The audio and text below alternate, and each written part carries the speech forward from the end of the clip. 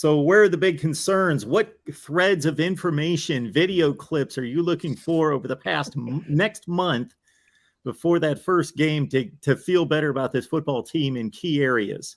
Mark, on a side note, just as, I joke with people, but it's so true. It's funny how football moves the needle, because I'll post a highlight from a baseball game or a basketball game, like an actual on the field game, and it does well, right? It gets a certain amount of views. I could post a video of tomorrow fall camp begins. I could post a video of Spencer Rattler throwing a football into a net, and it'll break the internet. You know what I mean? So like, it's crazy how that happens, but.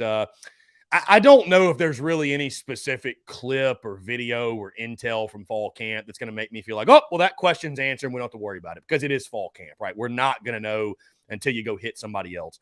I think the areas of concern, I mean, listen, I try my best, again, to be the voice of reason, the voice of perspective, and just keep people grounded, because I think it is important. And I think it's healthy to have realistic expectations. That's not saying don't be excited, don't be hyped. Listen, as a Gamecock fan, you should be hyped. I am hyped. I wouldn't be rocking Rattler's name on my merch, Beamer's name on my merch, if I wasn't hyped and excited about what these men are going to do for South Carolina football.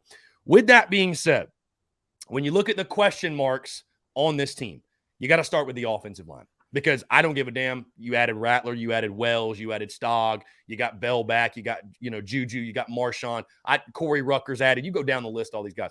If the offensive line is as bad as it was last year, none of it matters. And you're fighting to get to 6 wins yet again. We're talking about a line that gave up, 32 sacks a season ago, one of the worst in the country at running the football, right? And it was mind-boggling, Mark, at times, right? I mean, the most inexplicable loss last year, I think, was the game at Mizzou, because Mizzou ranked dead last in the conference. They gave up 227 yards per game on the ground. South Carolina ran for 56 yards. It made no sense, right? And so you return all these guys, you got all this experience, but I think you and I would agree, Mark, experience at times can be a little bit overrated, because it's like, I'd rather have a 5-star freshman who has incredible upside than a senior who ain't worth a damn. I'm sorry, but like, experience isn't everything. But with that being said, there are a lot of guys on that offensive line who have played good football. There were a lot of guys on that offensive line that were on that 2020 team that paved the way for Kevin Harris to lead the SEC in rushing. So you think second year in the system. Also, here's a key tidbit. Greg Atkins, the offensive line coach, missed a lot of last season with health issues. He's back. He's healthy. He's good. Having him there in the fold week after week, I think, should help this team. And again, just second year in the system under Marcus Satterfield should help.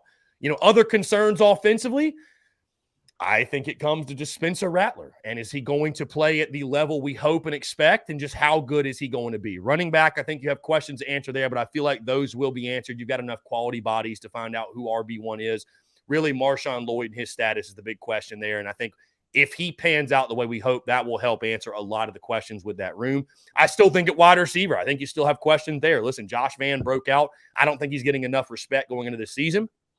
Antoine Wells is a guy that's being very highly touted, the record setter from James Madison, but he's never taken a snap in the SEC. You know what I mean?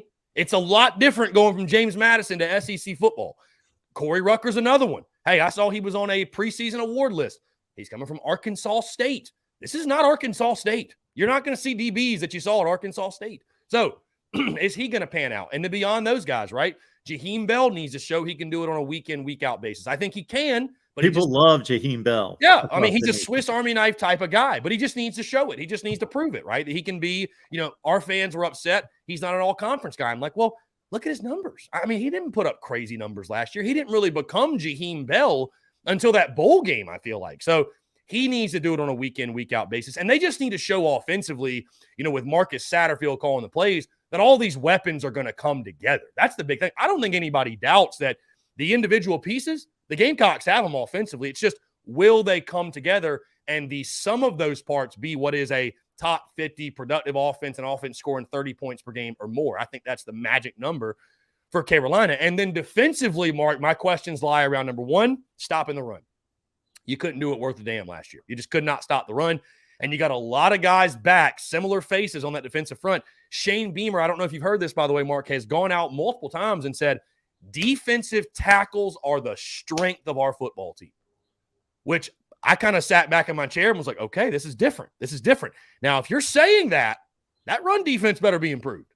You can't just tout that all preseason and that run defense not make somewhat of an improvement. I'm not saying being one of the best in the SEC, but the Gamecocks were near the bottom.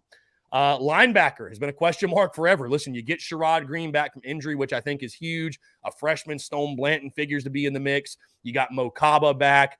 You got Brad Johnson back. But the linebackers have been an eyesore for South Carolina over the past, I'd say 5, 6, 7 years. I mean, Carolina's always kind of had like a guy that's sort of the thumper in the middle, but as a whole, the depth there, I think they've been part of the reason why you haven't been able to stop the run.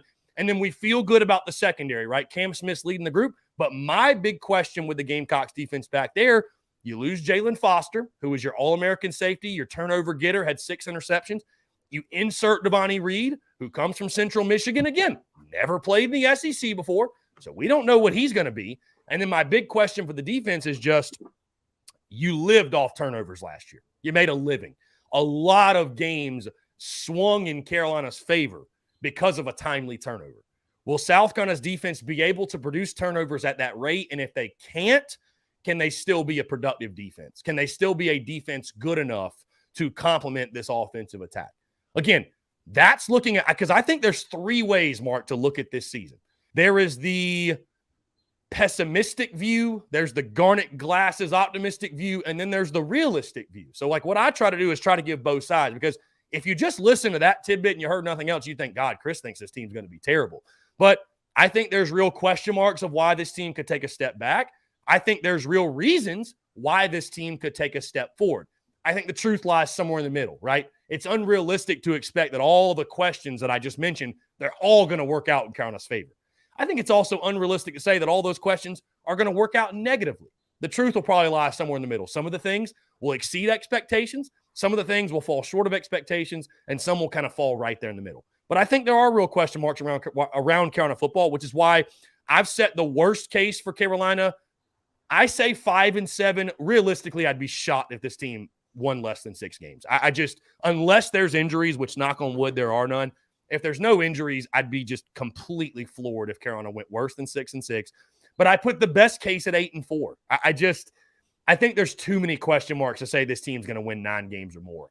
Because basically at that point, you're saying Carolina wins all their swing games. And that's just unrealistic to me. So, I know that was a bit of a long-winded answer, Mark, but I feel like probably you having me on your show, you've gotten used to long-winded answers at this point. But that's why we got you here, Chris. We want to hear from you. Yeah, but again, I will very quickly bring a Gamecock fan back down to earth and be like, hey, because I just think it's healthy, Mark. Like, I'm on Shane Beamer's side. It's year 2. They're not going to have all the answers yet.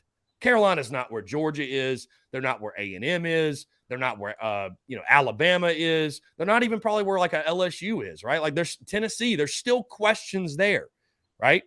But on that note, if the Gamecocks are going to, why can't the Gamecocks, I'd say, be this year's Arkansas?